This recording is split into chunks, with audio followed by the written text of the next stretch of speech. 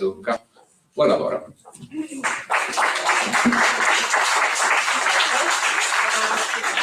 Vado? Okay. Allora, buonasera, di nuovo naturalmente i saluti e saluto anche la mia ospite. Allora, vi do alcune informazioni su Cinzia Scaffidi, è laureata in filosofia, è autore di diversi libri, giornalista, docente perché insegna interdisciplinarietà della gastronomia presso l'Università di Scienze Gastronomiche a Pollenzo. Dal 1992 al 2015 ha lavorato nell'associazione Slow Food, che oltretutto è una casa editrice dell'editore del suo libro, dirigendo il centro studi. Nella stessa associazione ha avuto anche incarichi politici ed è stata vicepresidente di Slow Food Italia dal 2014 al 2018. Quindi tanti impegni, tante belle cose insomma nella sua carriera. Il libro, uno dei tanti che ha scritto che ci propone oggi, si intitola Il profitto e la cura. Infatti ringrazio per l'intermezzo perché era proprio appropriato. La sostenibilità e le voci che non abbiamo ascoltato è un libro che parla di tanti temi molto cari all'essere umano, perché si parla di ecologia, si parla di ecosostenibilità, si parla molto anche di agricoltura e si parla anche di appunto cura della terra. Prima l'altro autore, l'altro ospite parlava di evoluzione e di modifiche, no? Tutto il mondo si evolve, va avanti.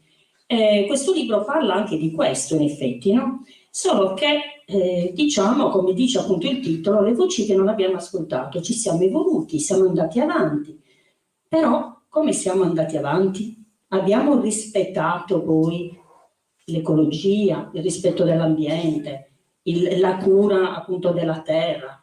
Com'è stata questa evoluzione? Buonasera a tutti. Questa evoluzione, insomma, bisogna un po' distinguere, nel senso che gli esseri viventi non possono sopravvivere se non cambiano. E quindi qualunque, voi uscirete di qua con un assetto molecolare diverso da quello con cui siete entrati, e anche noi e tutti quanti, e qualunque tipo di avvenimento, anche minimo, che succede nel vivente, avviene grazie a un cambiamento, a una trasformazione chimica, a una reazione, all'obbedienza ad un meccanismo di natura, no? E questi, quelli che Laura Conti chiamava appunto i meccanismi, sono delle leggi, quelle che noi chiamiamo le leggi di natura, che sono invariabili o perlomeno non sono modificabili dalle nostre decisioni. Noi ci possiamo anche mettere tutti d'accordo qua che non ci piace la legge di gravità e votiamo all'unanimità anche su tutti i 7 miliardi e mezzo quanto sono, dopodiché alla fine del voto se io lascio andare questa biro cade di sicuro. Quindi non è un tema su cui noi possiamo intervenire. Quello che noi possiamo invece definire sono le nostre decisioni e quindi possiamo sbagliarle. La natura non sbaglia, la natura non può sbagliare perché non deve prendere decisioni.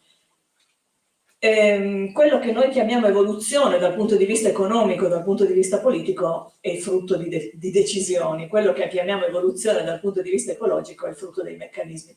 È qui che non ci siamo trovati, no? Nel momento in cui chi osservava la natura, chi cercava di metterci anche in guardia sul fatto che stavamo procedendo in una maniera che non era rispettosa della natura e dunque non sarebbe stata rispettosa del nostro stesso benessere, perché noi siamo parte di quella natura, non l'abbiamo ascoltato perché intanto le nostre decisioni politiche ed economiche, la nostra maniera di vedere il mondo anche attraverso l'osservazione scientifica era frutto di decisioni che andavano in un'altra direzione e che andavano ad accompagnare un potere economico che diventava sempre più forte, sempre peggio distribuito peraltro, no? Sempre più accentrato. E a me ha colpito questa cosa qua, non tanto, insomma, non sto dicendo nulla di nuovo, ma quello che mi colpisce di tutto questo è da quanto tempo sappiamo queste cose, da quanto tempo sappiamo le cose che oggi stiamo finalmente discutendo a livelli molto alti, e questo è molto buono, no? È una cosa molto bella che i massimi livelli delle Nazioni Unite si preoccupino di mandare fuori i 17 obiettivi del millennio per uno sviluppo sostenibile, che l'Europa abbia scritto e pubblicato il Green New Deal, che finalmente questi temi siano al centro delle riflessioni politiche ai massimi livelli, è sicuramente una cosa buona. Quello che mi importava molto fare con questo libro, che è il figlio del mio lockdown, che altrimenti non avrei ritrovato mai il tempo per mettere in fila tutti i ragionamenti, è proprio il fatto che anche se finalmente ce ne stiamo occupando solo ora, non è da ora che sappiamo queste cose e dobbiamo dare profondità ai pensieri che abbiamo e alle azioni che vogliamo fare. Dobbiamo ricordarci e ricominciare a studiare il fatto che nel 1802 Alexander von Humboldt scriveva sul suo diario: stiamo creando dei cambiamenti climatici, deforestando l'America Latina, e con questo danneggeremo le future generazioni, cioè quasi con le stesse parole che usiamo oggi. E non sono personaggi marginali né nel mondo della scienza né in quella della letteratura, sono personaggi, quelli che ho scelto, sono personaggi importanti, centrali, famosi, da Marx a von Humboldt per esempio, o a Laura Conti, ma sono persone e autori che magari hanno anche avuto un bel successo, hanno venduto tante copie, hanno fatto tante conferenze, ci andavano un sacco di persone, ma poi nelle stanze della politica si prendevano delle altre decisioni, sia nell'Ottocento, quindi sia gli imperatori che si avvicendavano nella vita di von Humboldt, che visse tanti anni e quindi pubblicò tante cose, sia più recentemente. Laura Conti scrive un librino che si intitola Che cos'è l'ecologia?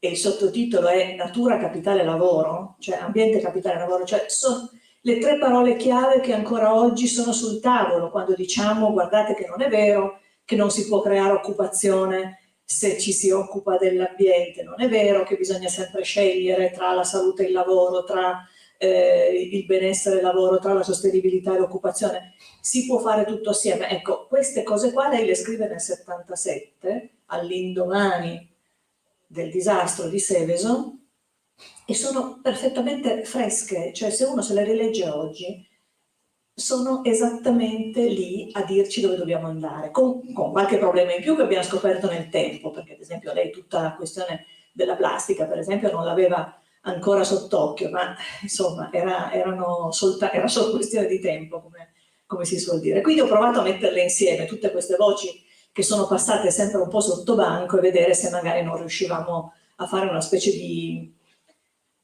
bignami, non so, non è una bella definizione, ma un bignami per chi oggi si deve occupare non solo di ragionarci, ma anche di insegnarle queste cose qua, perché oggi con le ore di educazione civica che ci sono nelle scuole, tutti gli insegnanti sarebbero chiamati a collegare le loro materie con i temi della sostenibilità e della cosiddetta transizione ecologica. Non è sempre semplice, specialmente se non ricevono formazione, e in questo momento ne stanno ricevendo poca, credo. A questo proposito proprio dell'educazione, anche dentro le scuole, quale potrebbe essere il modo migliore per introdurre l'ecologia? Cioè quali dovrebbero essere le strategie migliori per aiutare i ragazzi ad avvicinarsi di nuovo alla natura? Prima abbiamo parlato del verde urbano, cioè nel senso che adesso magari non riusciamo neanche a riconoscere le piante, i fiori, no? Questa che pianta è? Non la sappiamo che è una pianta, però non sappiamo se è quella particolare pianta.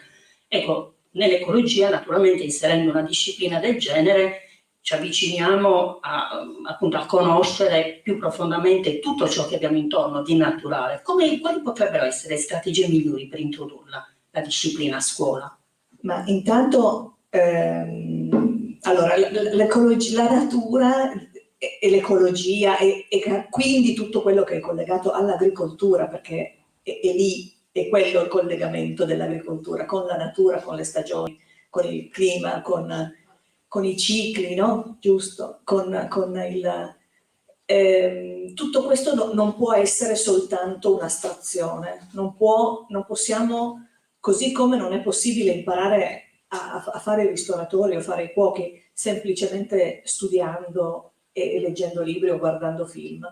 nemmeno con la natura si può fare. E i grandi naturalisti di tutti i tempi sono sempre stati innanzitutto grandi osservatori, straordinari osservatori. Darwin, che si fa insultare dal padre quando lascia la facoltà di medicina, e il padre gli scrive una lettera che io cito in questo libro, in cui gli dice: sarai la disgrazia della nostra famiglia perché pensi soltanto ad andare a caccia e a giocare coi cani.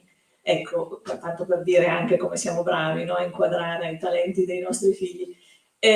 Però Darwin era uno che sperimentava costantemente, che scrive in chiusura di carriera, l'anno prima di morire, pubblica un libro sui lombrichi e la funzione che i lombrichi hanno nella rigenerazione del terreno, che viene anche visto come un librino, insomma, frutto un po' di qualche botta di senilità, su cui lui ha lavorato per 30 anni di osservazione. Lui si è riempito la casa di vasi trasparenti, pieni di terra e pieni di lombrichi, e li metteva in casa e provava a vedere cosa facevano, se reagivano alla musica per capire se avevano l'udito, se reagivano ai cattivi odori, come mangiavano, se prendevano le foglie dalla punta o dal gambo. Per 30 anni. Darwin aveva anche 10 figli a cui distribuiva lavori e osservazioni da andare a fare in giro sul campo, quindi era abbastanza facilitato, però comunque c'è un problema di osservazione. Io quando mi capita con grande piacere di andare nelle scuole superiori e ho un paio di giorni, non soltanto il momento della conferenza, se li rivedo l'indomani, gli dico sempre: guardate, come compito, aprite la finestra di casa vostra, ditemi che piante avete visto, quali sono come si chiamano gli alberi che avete tutti i giorni davanti agli occhi.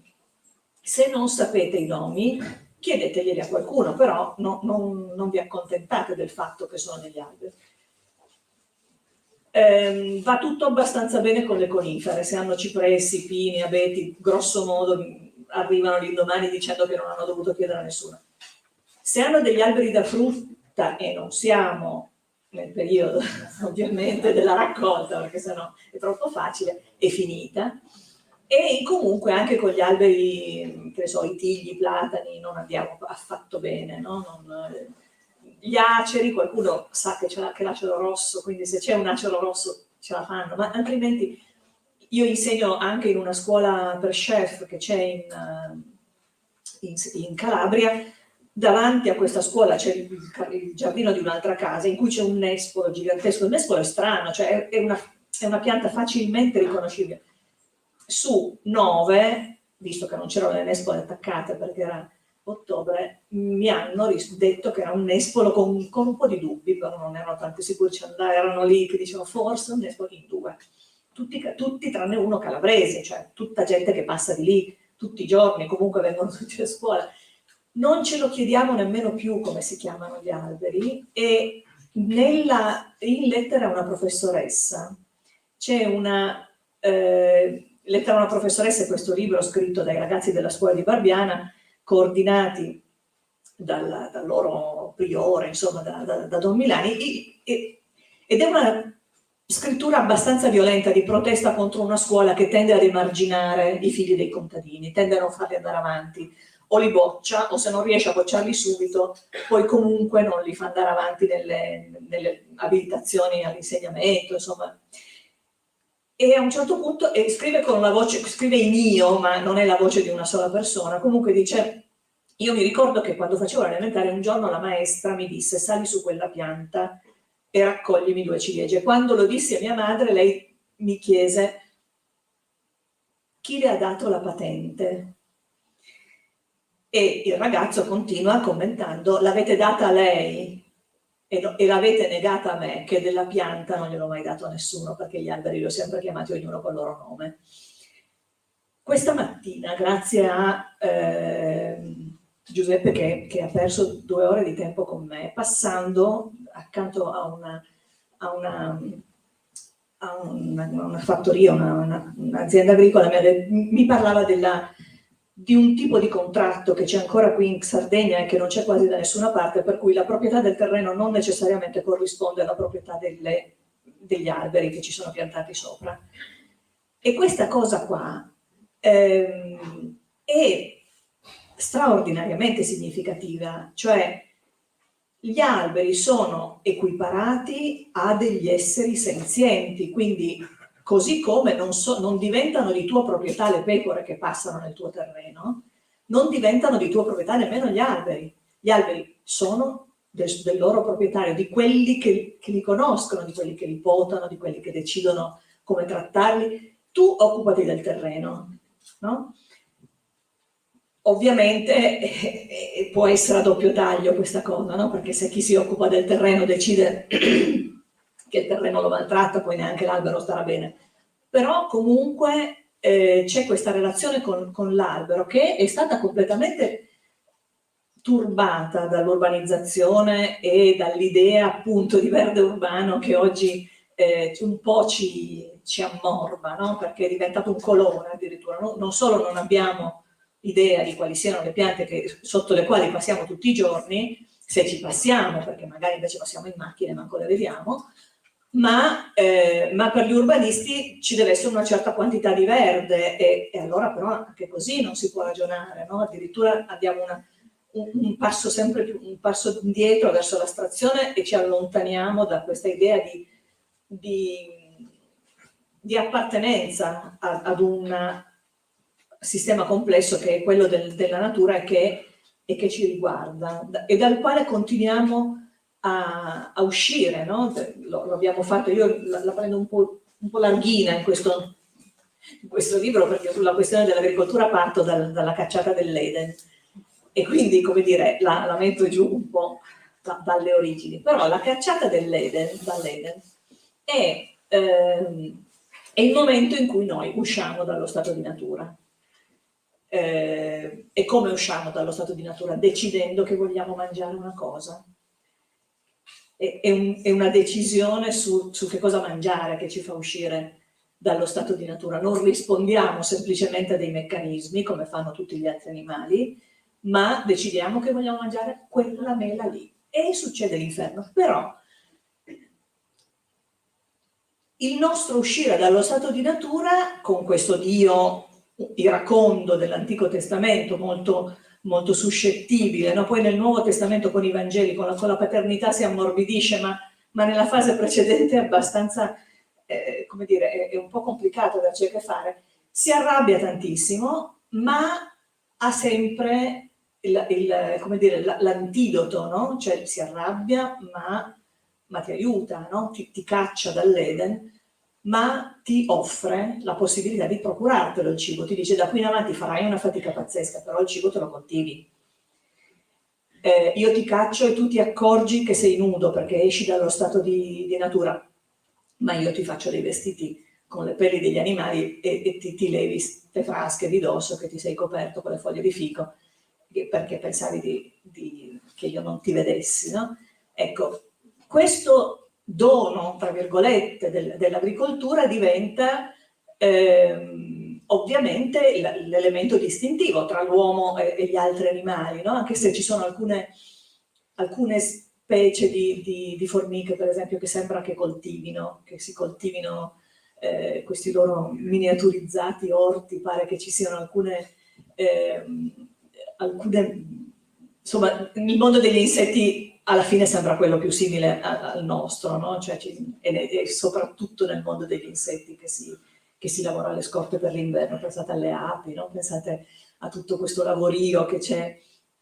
Però, insomma, grosso modo, quello che succede nel mondo animale è che, guidati dall'istinto, si va a mangiare quello che c'è, mentre noi il cibo ce lo procuriamo. Inizialmente ce lo siamo procurato di caccia e raccolta, e poi abbiamo invece cominciato a ragionare di agricoltura, grosso modo 12.000 anni fa, quindi pochissimo rispetto alla linea del tempo, no? A quanto tempo siamo su questa terra, prima da ominidi, poi da Homo sapiens, eccetera, eccetera. Tutto sommato siamo agricoltori da pochissimo tempo. E quindi l'Antico Testamento, che è scritto grosso modo nel primo millennio avanti Cristo, comunque ci vedeva agricoltori da molto tempo, ma non da tantissimo, e quindi forse in quel momento c'era già una domanda che diceva: ma perché perché noi facciamo tutta questa fatica? Perché tutti quelli che fanno ancora i nomadi sono in giro belli tranquilli, non lavorano, soprattutto non devono lavorare, e noi che abbiamo scelto di fare gli agricoltori siamo qua a impazzire di fatica. Evidentemente abbiamo fatto qualcosa che non va, cioè questa non può che essere una punizione, e quindi nasce questo mito, no? della disubbidienza. Ecco, tutto questo bagaglio di informazioni, di osservazioni, di attenzione senza la quale non si sopravviveva, la cultura urbana l'ha fatto passare in secondo piano. L'industrializzazione ci ha portato a pensare di poterne fare a meno della nostra competenza sulla natura, e addirittura ci ha portato anche a considerarla meno prestigiosa, no? Per cui se un bambino sa i nomi di tutti gli insetti è un nerd incomprensibile per i suoi compagni, mentre se un bambino sa giocare con 5.000 giochi online è molto più convenzionale, accettato socialmente nel suo gruppo, no? Quindi siamo in quel momento lì, siamo nel momento in cui bisogna andare a trovare il divertimento di capire le cose della natura, senza le quali la scuola non funziona. Se non c'è divertimento non si impara niente, purtroppo mai. E dall'altra però anche l'idea che bisogna darsi una struttura, quindi cominciare significa cominciare con i bambini, ricominciare con i bambini. La cosa che vi dicevo dei ragazzi delle piante di prima è che quando non sapevano le cose, e io gli chiedevo, bene, però a chi siete andati a chiederlo? I genitori li saltano, quasi tutti. Ai miei è inutile che glielo andavo a chiedere perché tanto ne sanno meno di me. Sono andato da mio nonno, sono andato da un vecchietto che vive nel palazzo, sono andato da chiunque, tranne che dai genitori che sono grosso modo dei quarantenni. Questi sono ragazzini di 15-16 anni, quindi insomma sono 45 anni, ma non hanno idea e parcheggiano tutti i giorni sotto quel platano, ma non sanno come si chiama, non se lo sono mai domandati probabilmente, pensano che sia probabilmente anche un'informazione non necessaria, e a furia di informazioni non necessarie noi a un certo punto saltiamo qualche passaggio e facciamo qualche disastro come abbiamo fatto per tanto tempo. Allora, c'è un altro capitolo del libro che ha questo titolo. No, quello, lo so, però volevo proprio femminile e maschile. Si parla di ruolo femminile e maschile. Che relazione c'è del ruolo femminile e maschile con agricoltura, cura della terra? Perché in effetti poi andando a leggere si parla di qualcuno che sfrutta e qualcuno che invece cura. Sì, ci pensavo prima mentre parlava Andrea, no? di questa visione della donna, e credo che però la cosa che bisogna anche tenere sempre presente è che tutti questi bei ragionamenti li hanno sempre fatti degli uomini nella maggior parte delle culture, no? E quindi bisogna comunque ricordarselo che tutto sommato l'idea di prendere una e piazzarla viva sulla pira del marito probabilmente non è stata di una donna. Ho questa sensazione che non mi sembra probabile che questa decisione l'abbia presa, che questa interpretazione delle sacre scritture sia un'interpretazione data da un gruppo di donne.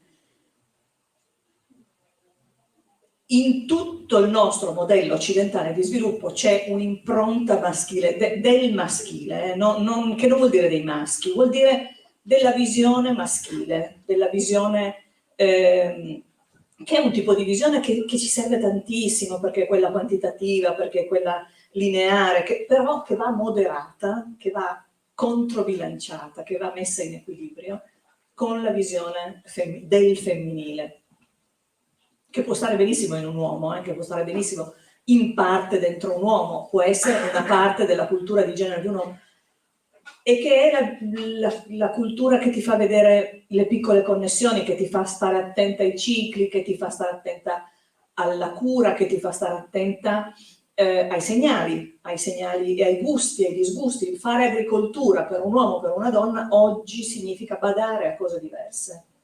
E bisogna badare a tutte e due le cose, però un'inchiesta di una quindicina d'anni fa, fatta in Messico, in una zona di produttori di mais, in cui chiesero a un gruppo di uomini, di agricoltori e un gruppo di donne agricoltori quali erano gli elementi chiave per definire un mais di qualità, mentre gli uomini elencarono una serie di questioni, il peso della granella, la resa per ettaro, tutta una serie di cose che si potevano misurare, le donne misero al primo posto il fatto che doveva essere una varietà di mais che comunque dava un raccolto, a prescindere da cosa succedeva climaticamente quell'anno, bisognava che un po' facesse, quindi che non fosse troppo monoperformante, che fosse un mais facilmente adattabile,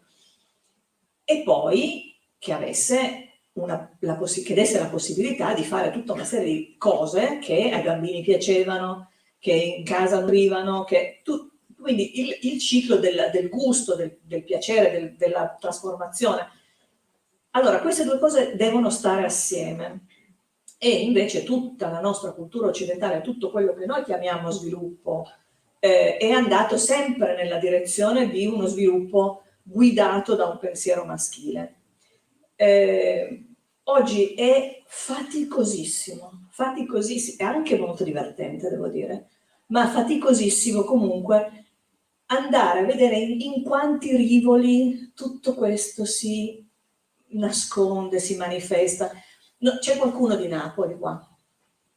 Forse no. Allora, Napoli ha tanti quartieri, ogni quartiere ha un santo protettore. Ci sono due santi protettori che, oltre a essere protettori dei loro quartieri, sono protettori di tutta Napoli. Uno è San Gennaro e l'altra si chiama Santa Patrizia. San Gennaro scioglie il sangue 3 volte l'anno e tutto l'universo ne parla. Santa Patrizia scioglie il sangue ogni martedì. Lo sapevate? Ne avete mai sentito parlare? Ogni martedì. Ed è proprio questa la cosa che mi fa impazzire, mi fa tanto ridere, ma mi fa anche tanto pensare, perché dico, noi siamo quelle dei miracoli, che facciamo un miracolo alla settimana e nessuno se ne accorge, e invece i 3 miracoli all'anno fatti dagli uomini hanno tutto il favore della stampa, no? E ne parla mezzo mondo. Noi siamo lì con i nostri miracoli quotidiani, con la nostra cura quotidiana, con i nostri piccoli miracoli quotidiani che hanno fatto andare avanti il mondo, in particolare il mondo rurale, per tanto tempo, più tutti quegli altri straordinari che abbiamo fatto quando per qualche ragione abbiamo potuto, probabilmente, non solo dovuto, ma abbiamo potuto dimostrare che sapevamo fare delle cose, per esempio durante le guerre. Durante le guerre l'agricoltura non si è mai fermata e i maschi erano tutti in guerra, le fabbriche non si sono mai fermate e gli uomini erano tutti in guerra. Durante le 2 guerre c'è stato un innalzamento dell'autostima femminile che, per esempio, in Inghilterra ha portato al fatto che le suffragette che avevano cominciato all'inizio del Novecento a chiedere il suffragio per le donne ce l'hanno avuto nel 1918, perché a quel punto lì hanno detto: scusate, adesso che è finita la guerra, visto che vi abbiamo in qualche modo sostituito su ogni livello, com'è che ancora non possiamo votare? E finalmente, dopo anni che comunque finivano dentro, le suffragette non è che gli dicevano stai zitta, le incatenavano, gli mettevano un tubo in gola quando facevano lo sciopero della fame e le nutrivano a forza. In Italia, dopo la prima guerra mondiale, in questo momento anche lì di grande senso di autostima per le donne, invece ci siamo beccati i 20 anni di Benito Mussolini, il quale sosteneva che il ruolo della donna nella famiglia e nella società fosse quello di badare alla casa, badare ai figli e portare le corna. Questo era il senso del nostro ruolo.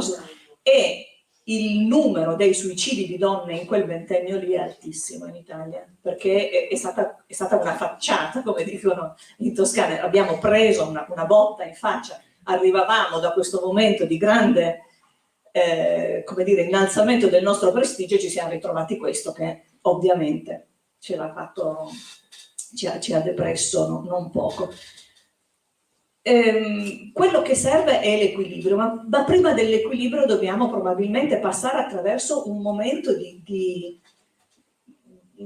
sottolineatura, no? E io mi occupo di questi temi da parecchi anni. Finalmente oggi si riesce a dire queste cose qua senza che ti diano della veterofemminista, senza che ti diano ma tu esageri, eccetera. E finalmente anche come dire, i compagni e tutti gli intellettuali che pure ci danno ragione a parole, a un certo punto ammettono che in effetti non gli viene naturale questa cosa della parità, a loro non gli viene naturale. 2 giorni fa mi hanno chiesto di coordinare un comitato scientifico per un progetto didattico nel tuo Veneto e mi hanno mandato amici, cari, gente con cui lavoro tanti anni e che stimo profondamente, mi hanno mandato la proposta dei componenti di questo comitato scientifico. Sono tutti maschi. Io dico, ma state scherzando? Cioè, cos'è? Sono su Scherzi a parte? O volete che vi mando via mail a quel paese? Ah, scusa, hai ragione, abbi pazienza, non ci abbiamo pensato. Cioè, non ci vedono. Per qualche ragione non ci vedono. Nemmeno quando cala il dio delle fiamme a darci ragione, nemmeno in quel momento lì riusciamo a essere riconosciute per quello che stiamo dicendo, che prima lo stavamo dicendo noi, poi ci dà ragione pure il dio delle fiamme, ma non basta ancora, perché nel caso in cui tutto quello che noi facciamo mettesse in crisi, Dio non voglia, la reputazione di un maschio, allora ce ne dobbiamo andare in esilio. Allora, da questo esilio bisogna che usciamo rapidamente, perché avviene in tutti i settori. Perché se guardate i componenti dei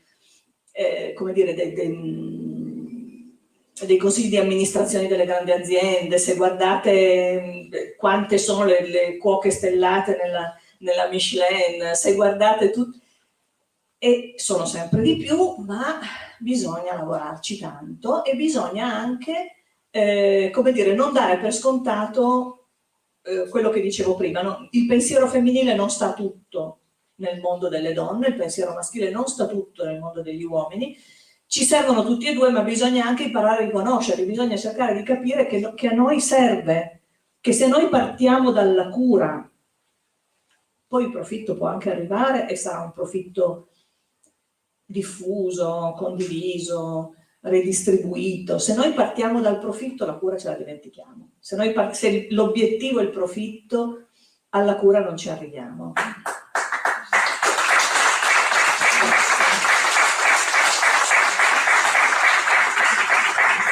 E questo lo vediamo talmente sovente che facciamo anche un po' fatica a riconoscere, a parte il fatto che nessuno di noi può stare, come dire, in allerta, no? Tutto il tempo, e quindi diventa anche faticoso. Però pensate a questa cosa piccolissima che è successa la settimana scorsa con la questione dei 250 euro di contributo di solidarietà per i redditi superiori ai 75.000 annui. Si sono sollevati gli scudi, no? Come si sollevano gli scudi ogni volta che si introduce una minima correzione che vada nella direzione della redistribuzione del reddito. Cioè, se noi abbiamo inventato un sistema economico che fa fare profitto e non ridistribuisce mai il reddito, e chi può le maniere per ridistribuire il reddito non sono moltissime, sono le tasse, sono le patrimoniali, sono le tasse di successione e sono la solidarietà. Se noi ogni volta diciamo no, significa che questo profitto rimane sempre comunque nelle stesse mani e non trova mai un rivolo per andare verso chi ne ha bisogno. Allora, 250 euro all'anno sono, io che sono lontana dai 75.000 euro di reddito li metto qua domani mattina, cioè non sono un contributo straordinario. Pensate veramente a quanti soldi tutto sommato buttiamo via, cioè, non è neanche un caffè al giorno, tanto per usare una roba che dicono tanto nella pubblicità, no? Allora, perché dire di no? Dire di no soltanto per difendere un modello, dire di no per dire la solidarietà non è un valore, non è un valore che deve entrare nelle regole della politica, che è orribile.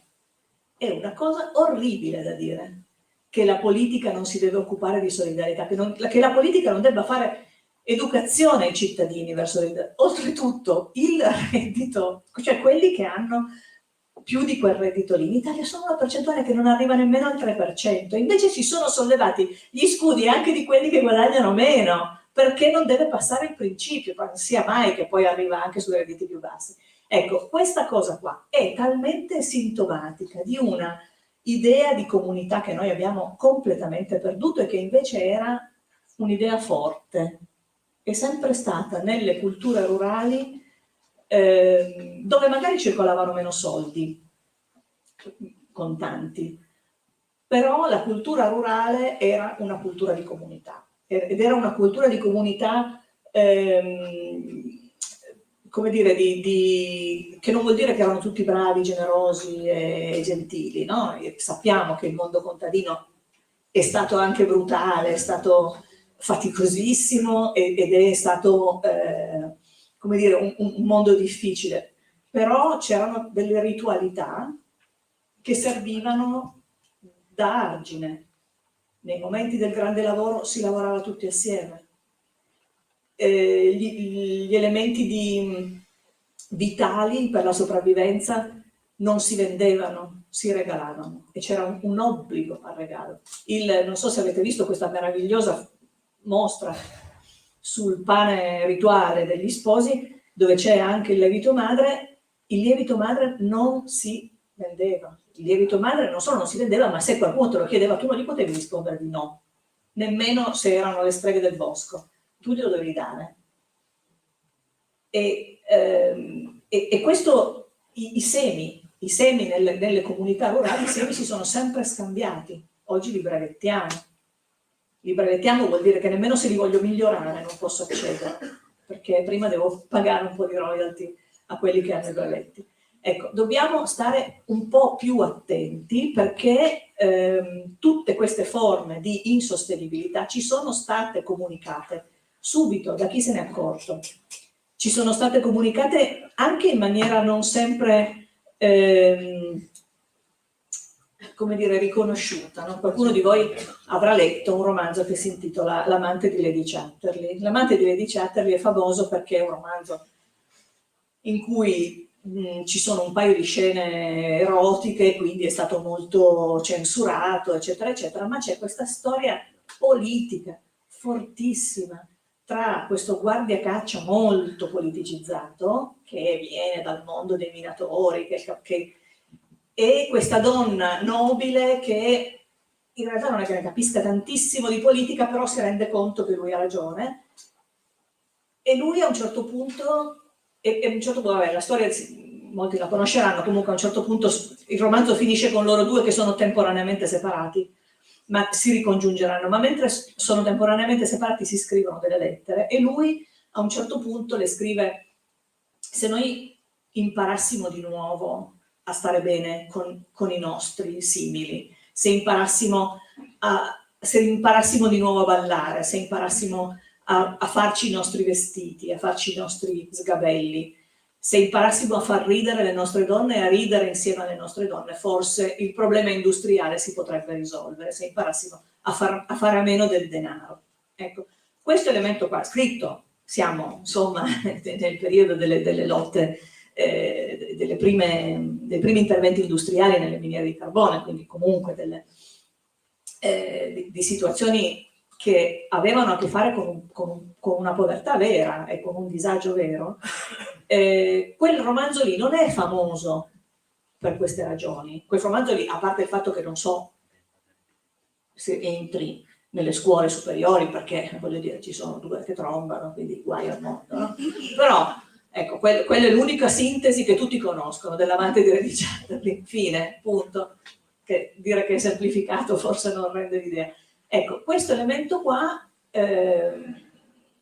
è stato sottolineato tantissime volte da tantissimi autori, e ancora oggi ci sono poeti, c'è un poeta straordinario che non è più con noi, ma potrebbe, che si chiama Giorgio Caproni, e che ha scritto una poesia meravigliosa in cui dice: ma quelli che sfasciano per profitto degli elementi naturali, non fateli cavalieri del lavoro. Non va bene. Se questi qui si arricchiscono distruggendo il mare o distruggendo l'aria, no, non fateli cavalieri del lavoro, perché non va bene. Allora, Caproni credo che sia stato anche una delle tracce di un tema di maturità di qualche anno fa, di 2 anni fa, che è caduto sui maturandi come un fulmine. Caproni, cos'è Caproni? Cosa farà mai Caproni? E tutti quanti parliamo di transizione ecologica e non studiamo Caproni. È impossibile non risentire quelle voci lì, se vogliamo capire dove stiamo andando e se vogliamo capire che la transizione ecologica non è una cosa che è scoppiata ieri mattina con un bubbone, o che l'idea di portare l'educazione civica nelle scuole non è un parto di Fioramonti, e lo è dal punto di vista legislativo, e meno male che ha scritto quella riforma, però è una cosa che ci chiedono da almeno 50 anni, forse molti di più. Allora, volevo leggere una frase, sempre parlando di cultura rurale, no? Gli agricoltori, che mi ha colpito. Gli agricoltori che curano i loro campi sono i loro campi, o i padri dei loro campi. L'agricoltura ci ha reso un tutt'uno con lo spazio che abbiamo deciso di coltivare. Un processo quindi di identificazione, cioè l'agricoltore praticamente è un tutt'uno con i suoi campi, con ciò che coltiva, con ciò che produce. Sì, la maggior parte delle riflessioni sul mondo agricolo intanto partono da un dato, che non si può fare agricoltura senza la proprietà della terra.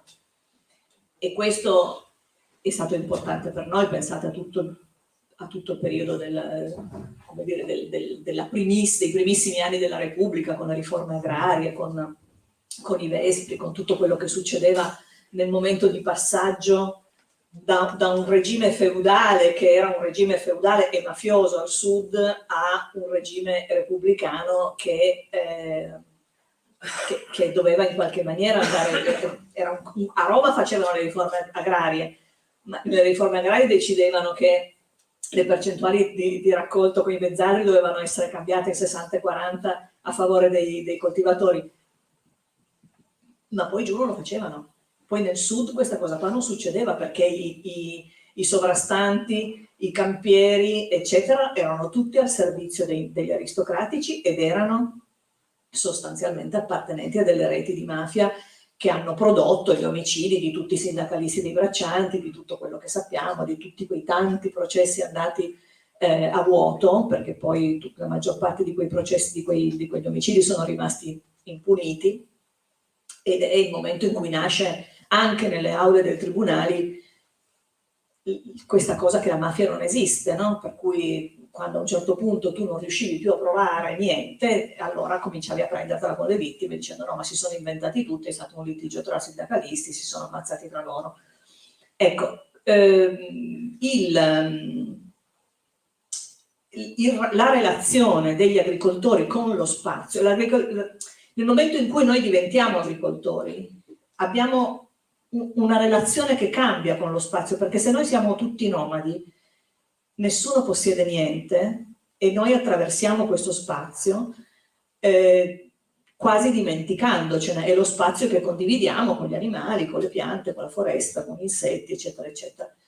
Se noi a un certo punto ci fermiamo e cominciamo a prenderci cura di un pezzo di questo spazio, allora lì possibilmente gli animali non devono entrare e nasce il grande conflitto che di nuovo comincia con Caino e Abele per quanto riguarda le metafore tra gli agricoltori e i pastori. Gli agricoltori hanno bisogno di campi delimitati e possibilmente che nessuno vada a pestarci dentro. I pastori hanno bisogno di attraversare lo spazio, hanno bisogno di muoversi, i pastori sono quasi sempre nomadi, no? L'idea dell'allevamento stanziale è molto posteriore e poi soprattutto riguarda piccole produzioni. Lo spazio quindi diventa lo spazio di qualcuno e diventa uno spazio che io conosco perfettamente. E allora io nel libro uso una frase che Levinas usa per la paternità, quando dice io non ho un figlio, ma io sono mio figlio. E questo vale anche per gli agricoltori, che quel possesso, come sempre succede per l'idea di possesso riferita a un vivente, non è mai un possesso che non sia anche appartenenza. Se io dico questa è la mia penna o dico questo è mio marito, sto dicendo due cose diverse. In un caso sto parlando di possesso e basta, nell'altro caso parlo di relazione e parlo di appartenenza. E questo è un tema che viene fuori ad esempio in tanti grandi classici, tra cui uno che non ho citato in questo libro qui perché l'avevo citato in un altro, perché lo cito da quando ho scritto la mia tesi di laurea, quindi devo smetterla di citare Il Piccolo Principe ad ogni piè sospinto, ma qui lo cito. Il Piccolo Principe a un certo punto in tutti questi suoi giri, Piccolo Principe? Tutto? Ok. Ci siamo? Anche più giovani? Ok. A un certo punto incontra un uomo indaffarato che sta contando e che gli dice subito, gli dice guarda lasciami stare che sto contando, non mi disturbare, ma lui, il Piccolo Principe, non la pianta, è uno che si caponisce abbastanza sulle cose e dice cosa stai contando? Sto contando le stelle. Perché stai contando le stelle? Perché sono mie. Cosa vuol dire che sono tue? Ti risulta che siano di qualcun altro? No, allora sono mie perché ci ho pensato per primo. Questo, se ci ragionate, è proprio l'idea di res nullius, no? che è peraltro alla base di una buona fetta del nostro sistema giuridico. Cioè tutto quello che è natura, che è selvatico, tutto sommato non è di nessuno. E quindi il primo che arriva se lo può prendere, no? Questo vale anche addirittura per le navi che perdono il carico in mare. Nel momento in cui il carico diventa un pezzo che sta nel mare, se tu arrivi dopo e trovi l'oggetto che la nave ha perso, puoi prenderlo. Il Piccolo Principe però non si ferma lì e gli dice aspetta un secondo, perché io sto in un pianeta ridicolo, in un asteroide, dove sono l'unico abitante, quindi tutto quello che c'è è mio. Ho un vulcano e lo devo spazzare di continuo, devo stare attento perché altrimenti se il giorno che erutta mi riempie tutto questo piccolo pianeta. Ho un baobab e devo fare attenzione che questi germogli devo tagliarlo, devo potarlo perché altrimenti le radici esplodono e mi avviluppano tutto. Ho una rosa, la rosa è l'amore della vita sua. Ho una rosa che è convinta di essere molto forte perché ha le spine, ma io so che non è vero, quindi devo proteggerla dal vento con una cappa, devo annaffiarla. Io faccio delle cose per loro sanno di essere mie perché io me ne prendo cura. Tu per le stelle non fai niente e loro nemmeno lo sanno di essere tue. Ecco, e questo elemento qua, se noi abbiamo a che fare con un elemento vivente, non possiamo pensare alla proprietà se non in termini di appartenenza, che sono le cose che si dicono gli amanti, che sono tu sei mia perché ti appartengo. Queste sono le frasi apparentemente senza senso che dicono gli amanti. E questa cosa qua, che noi abbiamo dimenticato in buona parte anche con le persone, ma sicuramente l'abbiamo dimenticato con la natura, va ricercata con una pazienza, va proprio una cultura che va ricostruita a partire dalla lettura quotidiana di quello che abbiamo intorno, dal fatto che questa cosa di essere proprietari di un ulivo ma non proprietari del terreno significa che io e quell'olivo lì abbiamo un legame, che non importa dove sta lui e di chi è dove sta lui, ma tanto io e lui decidiamo noi quando va potato, quando vanno raccolte le olive, cioè poi gli do anche metà delle olive a chi ha il terreno, va bene, però intanto decido io come sta quell'ulivo lì.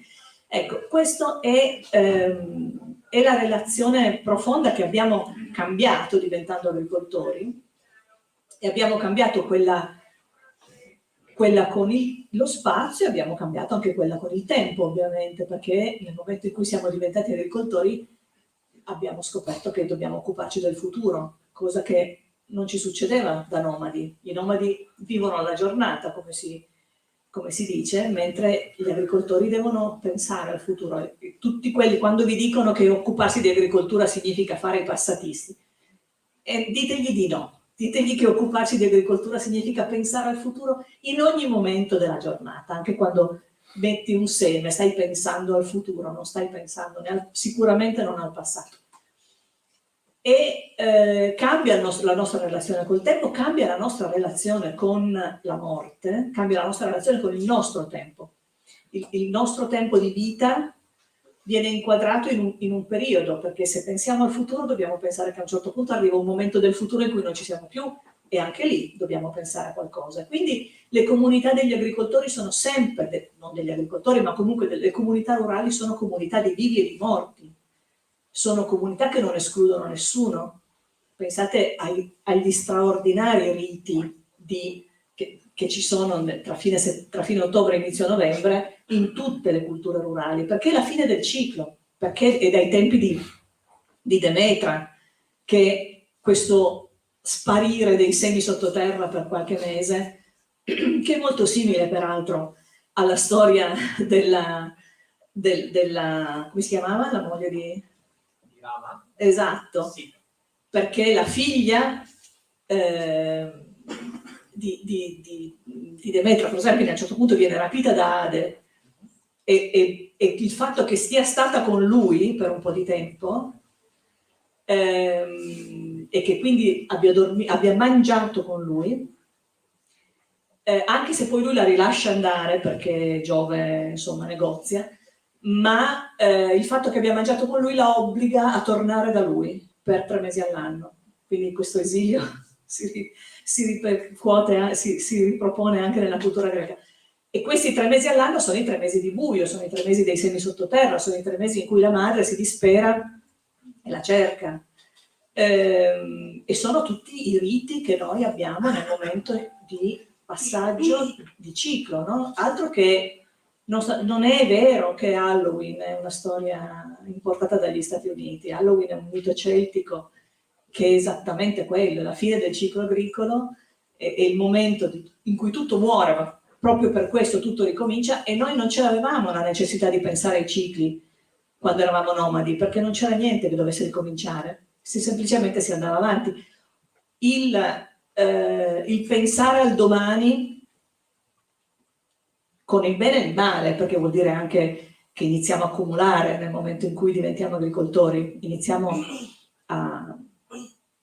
un'economia capitalista, come dire, i primi vagiti del capitalismo stanno nella cultura dell'accumulo che il mondo agricolo consente, no? E quindi più accumuli più sei potente, e più sei potente più persone puoi proteggere, diciamo così. Quindi all'interno di quella cultura lì cominciano le gerarchie, no? Però l'elemento interessante è proprio quello che a un certo punto, con l'ingresso della cultura industriale, quindi della cultura capitalistica, quella forte, quella moderna, il futuro non c'è più, non importa più.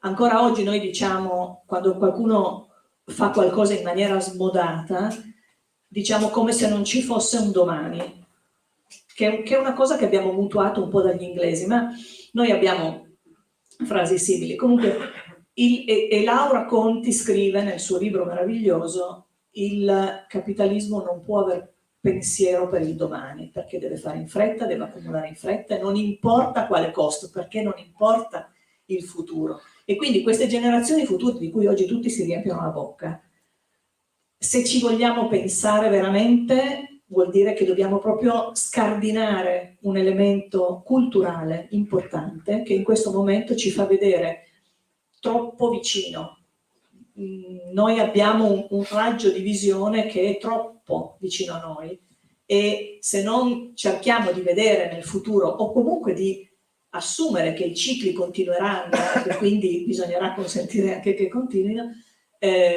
non usciamo dalla mentalità con cui invece abbiamo creato i problemi, e come diceva Einstein, non si risolvono i problemi continuando con gli schemi con cui si sono creati.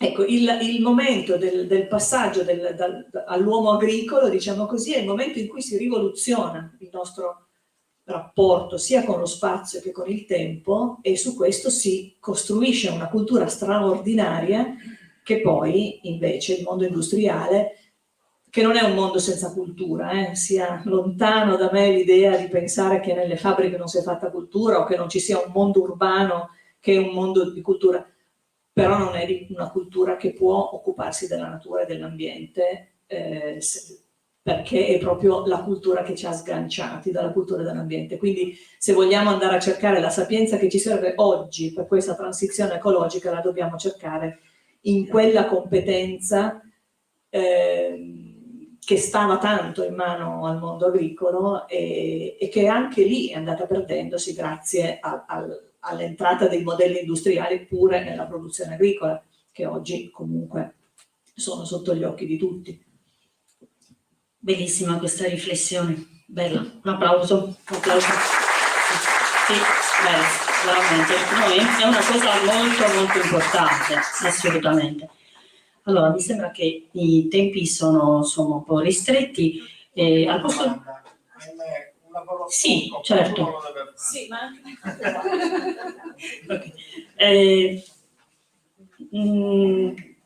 Vabbè, io domande ne avrei tante, però vorrei chiedere a te, allora, in questo libro, qual è la cosa che tu invece vorresti mettere maggiormente in evidenza? C'è qualcosa di questo libro che invece magari non abbiamo affrontato in maniera approfondita, che vorresti invece più far conoscere, insomma, approfondire?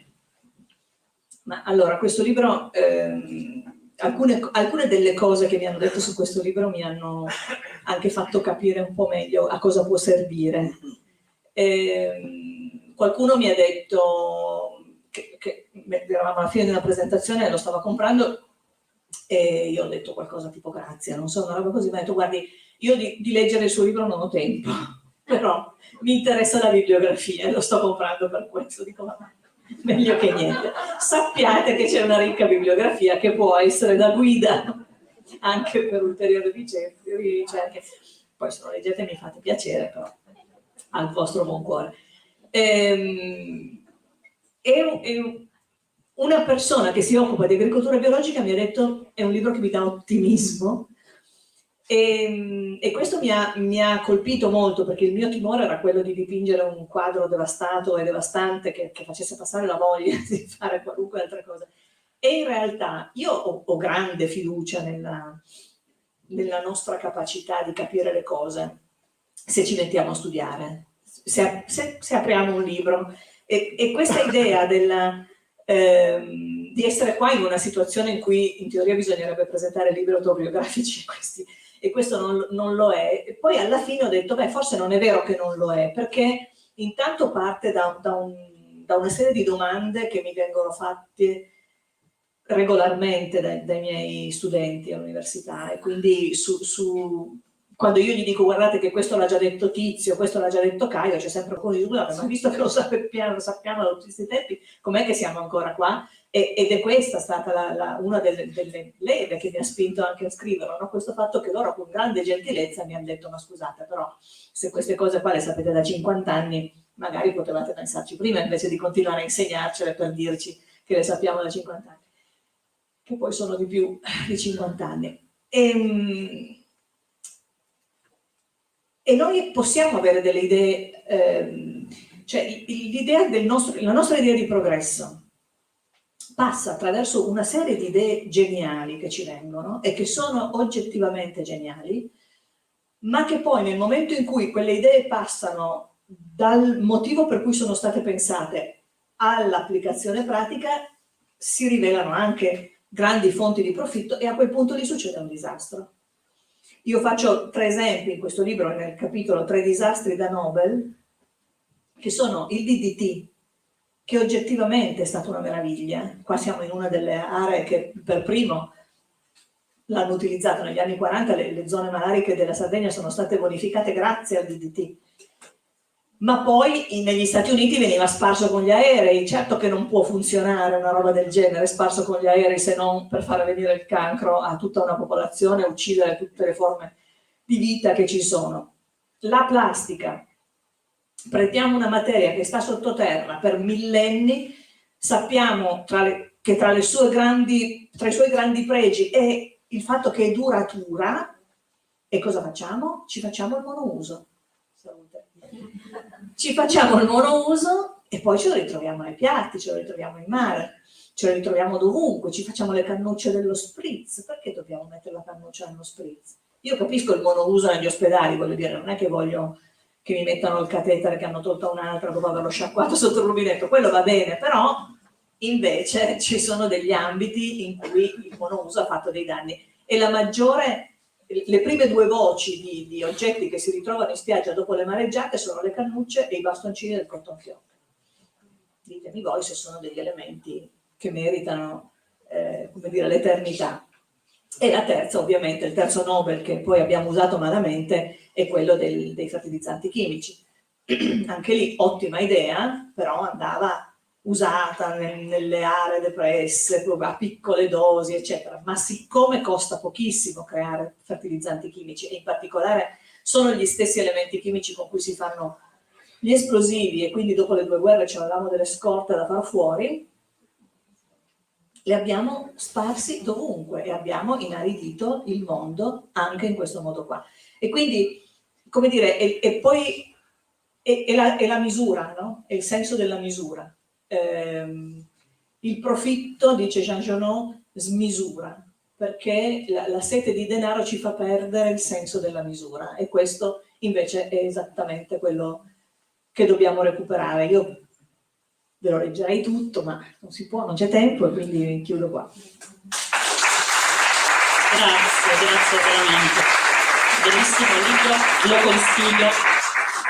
Ringraziamo Cinzia. C'è già spento? No. E quindi adesso lasciamo lo spazio al prossimo autore, dopo l'intermezzo musicale, sicuramente. Ringraziamo Cinzia e Deborah, consegniamo loro un piccolo ricordino. Grazie tante. I Cavilli, Cinzia, sono l'opera letteraria, l'opera autobiografica da cui abbiamo preso spunto per organizzare questo festival. È una testimonianza importante della nostra comunità, quindi te lo doniamo con piacere. Adesso piccolo intermezzo musicale del Poliedrico Luca, poi concludiamo questa edizione del festival con il terzo appuntamento. A dopo. Thank you.